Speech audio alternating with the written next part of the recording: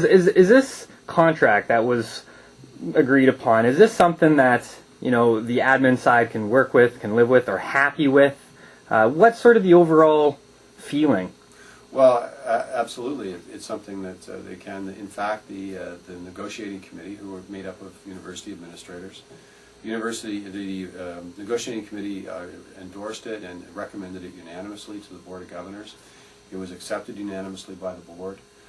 So it's absolutely a contract that we can live with, and it's a 3-year contract, and I think that over the next 3 years there'll be a considerable amount of work done on a number of really important issues like student recruitment.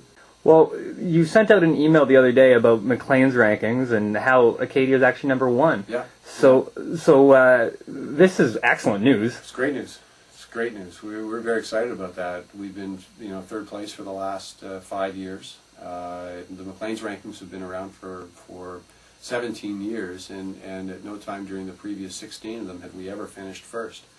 So this is a great it's a great outcome for the institution, and I think it underscores what so many students and many of our alumni said throughout the strike, and that is that Acadia is such a wonderful place for so many reasons that once this short-term circumstance is out of the way, it's an opportunity for students to get into class, earn an education from an outstanding institution, and one that's going to have a great and earn a degree that will have a great long-term value.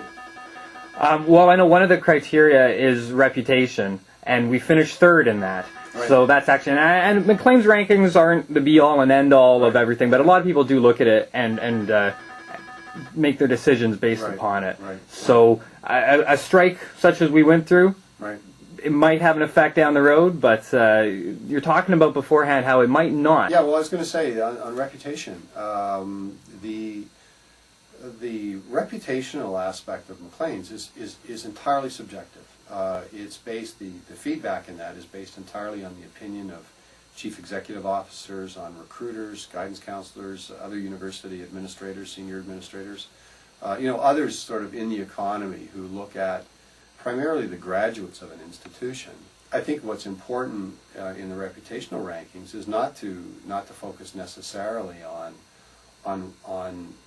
the fact that Acadia may be #3, where for virtually the entire period it's been #1 in terms of reputation, but rather how other institutions have changed, as opposed to simply looking at Acadia. It's rather looking at the efforts that other institutions have made, the changes perhaps they've made, or the growth in their own programs that might be improving their reputation. So I think the reputational aspect of Maclean's is very dynamic, and it's entirely subjective.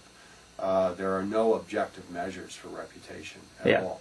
Whereas the rest of the Maclean's ranking is objective. It's based on statistics, on measurements, and on ratios. And so the two sides of those rankings are different. They have different drivers. A few people have been talking about communication, how that's so important. Yeah. Specifically speaking of communication, what will change in your opinion? Like, how will communication be strengthened? Well, I think that what will come from this is people in all aspects of campus, whether you're students, staff, faculty, I think people will take greater advantage of the communication opportunities that exist, the information sharing opportunities that exist. Maybe pay a little bit more attention to them. Well, yeah, I think people pay attention to them, but I think that we all do this. We might be given an opportunity to learn something, and we think, that's not necessarily in my job description, or it's not something that I can control, or that I play a part in, and so I'm not going to bother. And I think a broader group of people will take the advantages or take the opportunities that do exist. You can have the end if you want here. Well, I'll say two things, and that is that it's very nice to be back, and for the routine to be falling back to normal. It's great. And the second thing is that I think Maclean's just underscores the values that Acadia has, the value that it does have for the people who work here, for the students who study here, and for people who have the benefit of meeting and perhaps employing our Acadia alumni. So it's two good things out of it this week. All right, thank you, Scott. Okay. Throughout the strike, I know you were involved with some sort of communication through Facebook. Can you explain what you did and why you did it? Sure. On behalf of Alpha, this wasn't a personal Facebook page or anything, but I created a Facebook group to communicate to students Alpha's press releases, announcements, those kinds of things. We found that we didn't have an efficient way to get to students, given that we didn't have access to a lot of the student emails and things through the Acadia servers. So since students are very much accustomed to Facebook at Acadia, it didn't catch all of them, but we found that it was a way to get the information out to people who chose that they wanted that information. Well, we're back at classes now. We're the second week back, I guess, if you count it Thursday and Friday of last week. So what's that feel like to be back in class? It's good, actually. It's it's certainly compacted the material.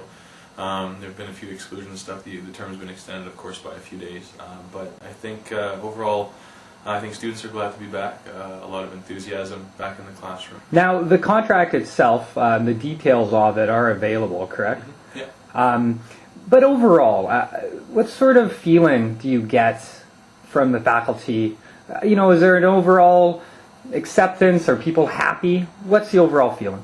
I think generally, in conversations with friends and colleagues, we're very happy with the results. I think the neatest thing about the results of the contract, and the thing that we were waiting for, was a sense of equitable advances for all aspects of our membership.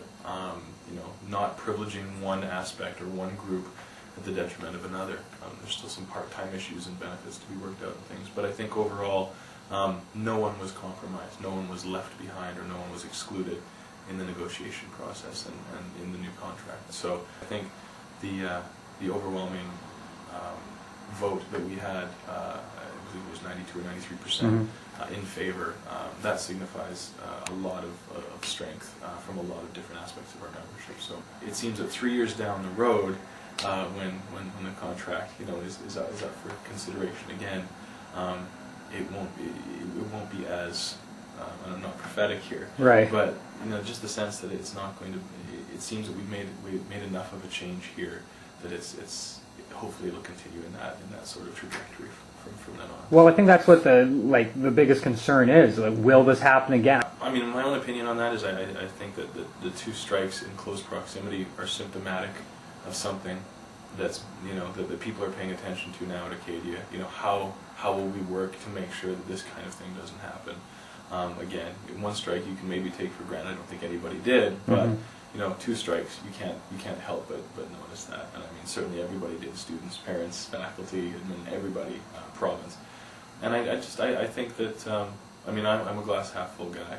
I also think that I saw the kind of the unity and camaraderie that we had out on the Alpha picket lines. I think that there's a lot of people thinking about each other, not just in their own kind of world of research and teaching, but really thinking about the university as a holistic sort of environment. Realize what a university is supposed to be for, in addition to just a business. And is this how Acadia is going to move forward? I think we grow from any experience. I think the extreme experience of the strike certainly is a catalyst, which is to the Alpha people that this is, when the strike's over, we don't stop. We keep going with this energy. We work on making Acadia the best it can, because the reason we're fighting for regional competitiveness, equity, and those kind of things to keep us in the running with other universities is because we love Acadia and we want it to still be here. We want it to excel and exceed. And I think we've already made a name for ourselves. It's easy to tarnish a name. You can't ride on the coattails of fame and reputation. So you always have to keep moving forward. And I think the strike's a hiccup, certainly, and it's symptomatic that something needed to be corrected. And we're starting to do that. And I think the attention that it generated is a precursor to change. I think it's more important to base a reputation on successful and memorable educational experiences, and fulfilled expectations on the part of the students. So I think that ratings of number one only matter if that's also supported by kind of, again, that holistic sensibility of Acadia. I mean, do we believe we're number one? Yeah, we like to believe we're number one, and we're really working hard to make that last.